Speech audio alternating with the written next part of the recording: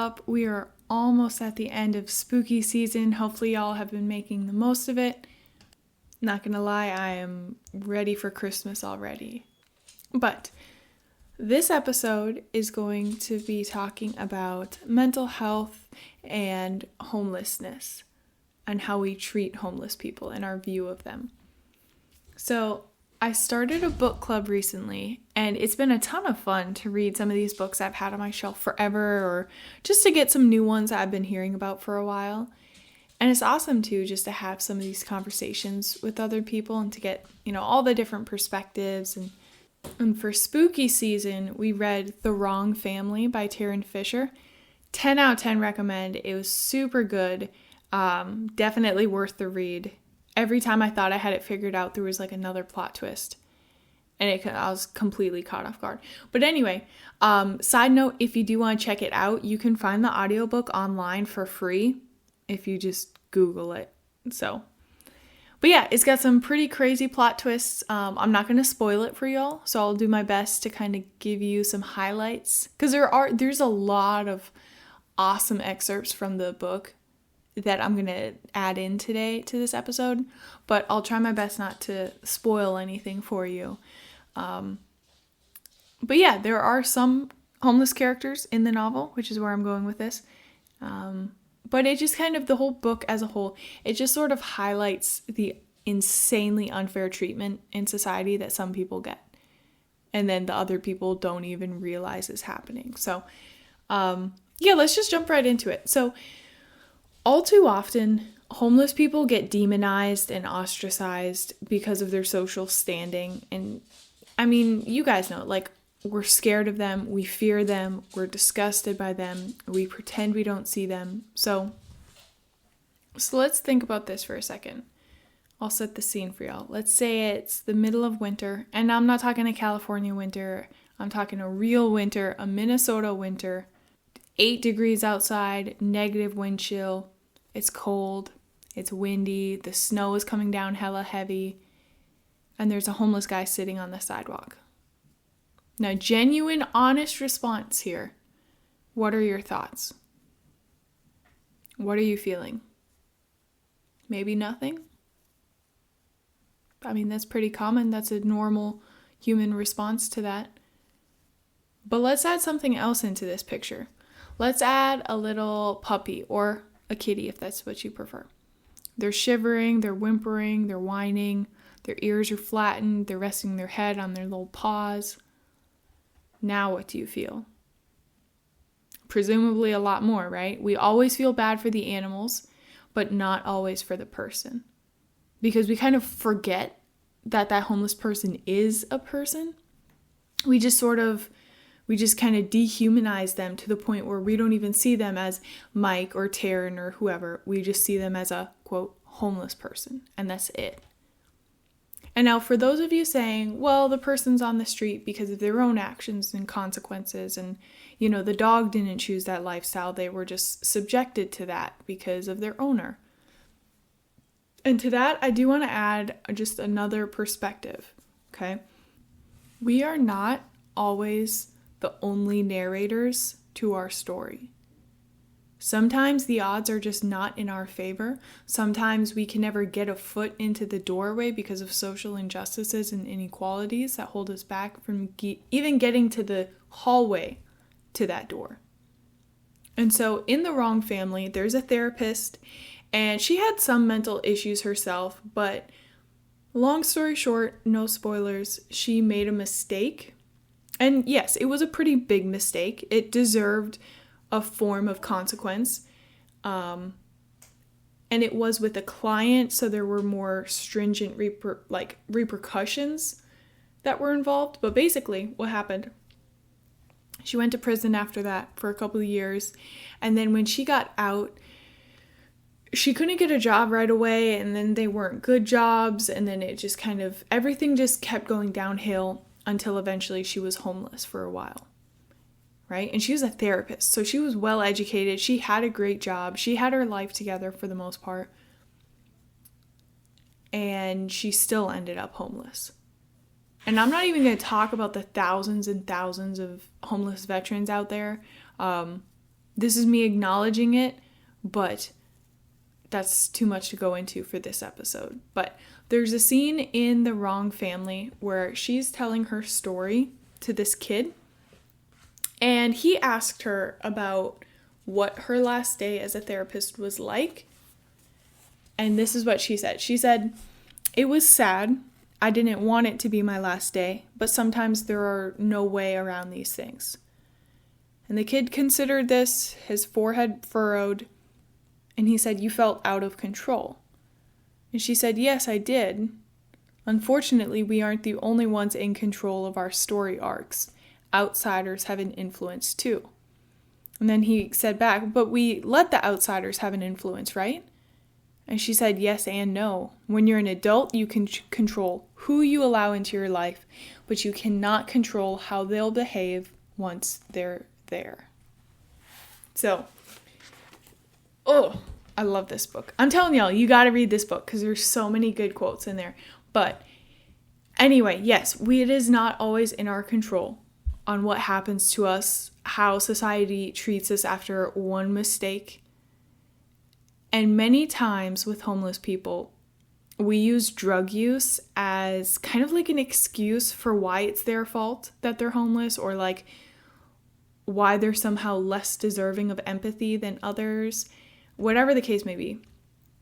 But I want to add something onto that as well, because we use alcohol and substances now to dull our emotions, to ease our anxieties, to make work parties more tolerable, whatever the reason. Sometimes it's just to have more fun, right?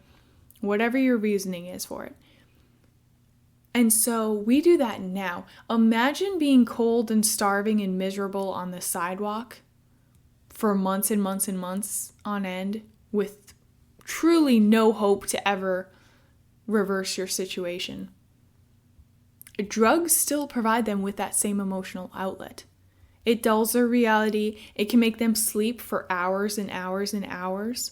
And if you're sleeping, you're not getting judged. You're not getting ignored by passerbys. You aren't thinking about the pain that you're in, physical or emotional. You aren't thinking about how hungry you are.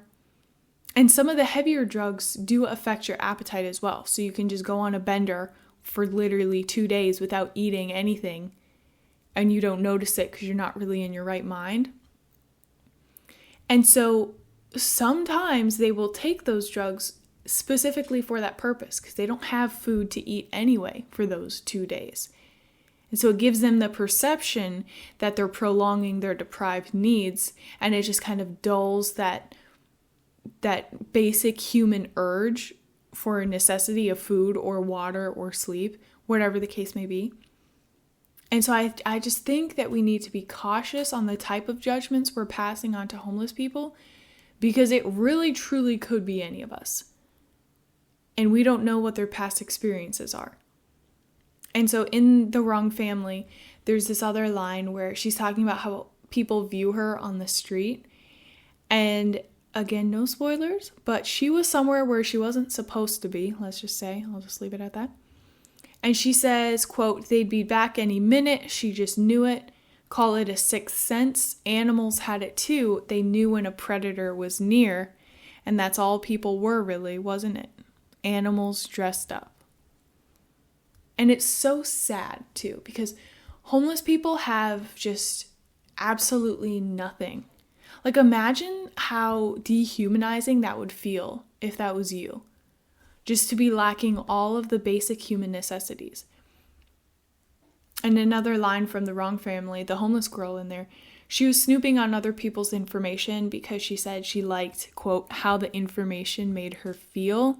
Like she wasn't without all of the things that made her a person, a family, a home, a history. Just to hold on to theirs for a few moments left her heart racing. Unquote. And so when we were talking about this book for the book club, which, side note, if you guys want to join in, please just let me know. We're about to pick our next book for November. But anyway, so we were talking about the book in this book club, and the one girl was an inpatient pharmacist that used to work in our hospital, and she was telling this story about how over the holidays, they would get this huge influx of homeless patients. And her coworker would be annoyed about it because in his perspective, they were just abusing the ER and the healthcare system because they weren't actually like sick. They just wanted to be somewhere warm over the holidays. And she was like, let them be. Like, we can manage. We can, like, let them have some heating and a bed to lay in. Like, we can make that work. We can provide a little bit of care for them before they have to go back out into reality. And that's the sad truth. Sometimes, yes, people do just make bad choices and lead themselves down a dark path that's unavoidable. But more often than not, I feel like that's just not the case.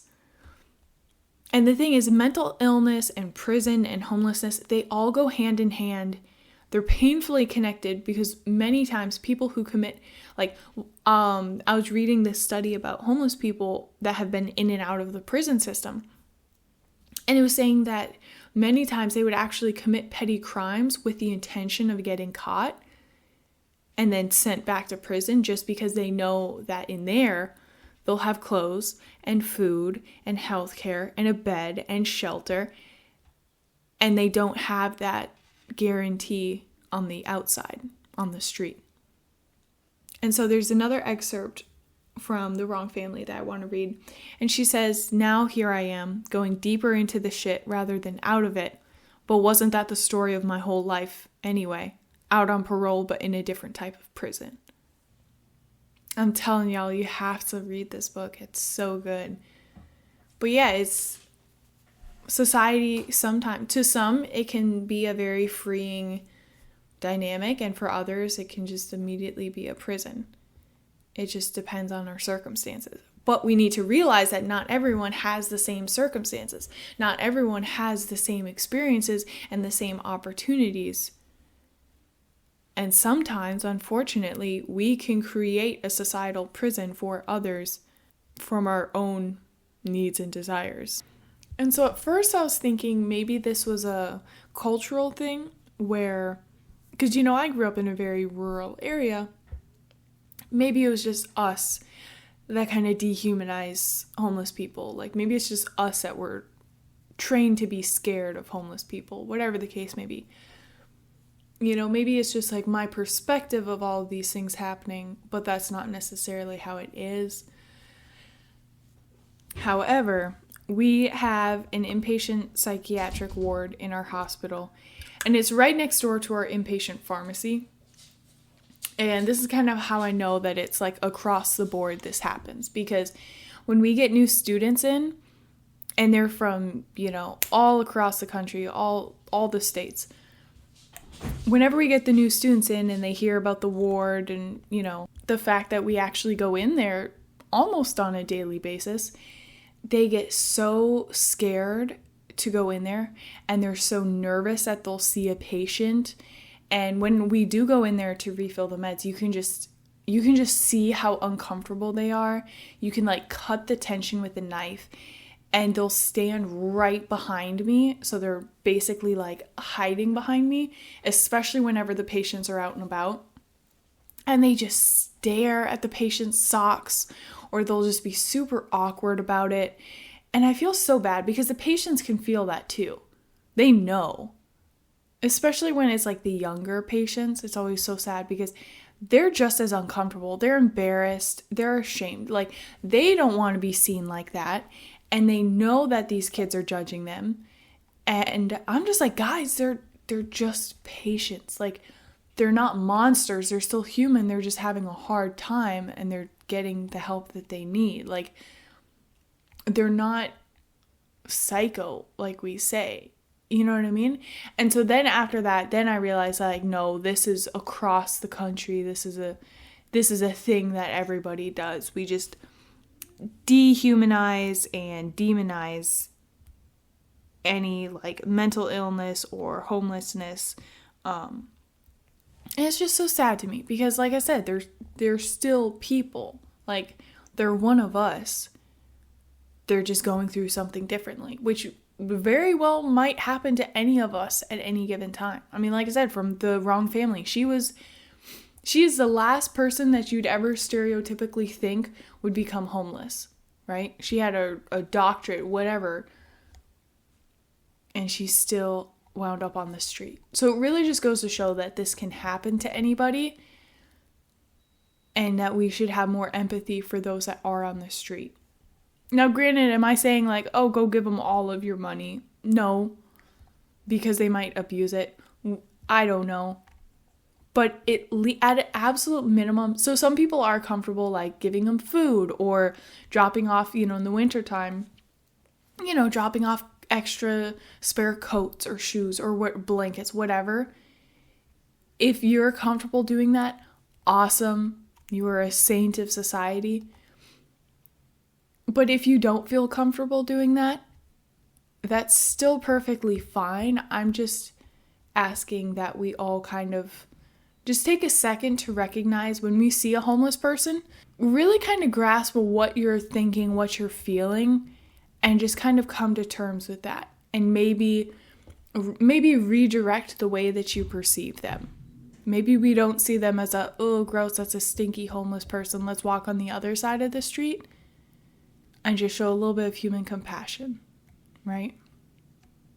Because we shouldn't only feel bad if a pet is homeless. We should feel equally the same about the human that's also homeless. But that's just my perspective. That's just my thoughts on the matter. Hopefully you guys enjoy the last couple days of spooky season. Get ready for Thanksgiving. I actually don't like Thanksgiving that much, honestly. I think it's just because I don't like turkey and I don't like eating a lot of food at one time, because then my stomach always hurts and then nobody's happy. Like, I don't know. I don't like sweet potatoes. I don't like pumpkin pie. I don't like pecan pie. So it's kind of like, what's the point, Because turkey is, I don't know. But that's just me. I'm more excited for Christmas.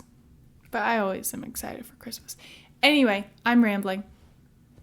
Have a great week. Make good choices. Be a decent human being. Don't be afraid to come to terms with what you're truly feeling when you see homeless people. And yeah, have a great week. Okay, bye.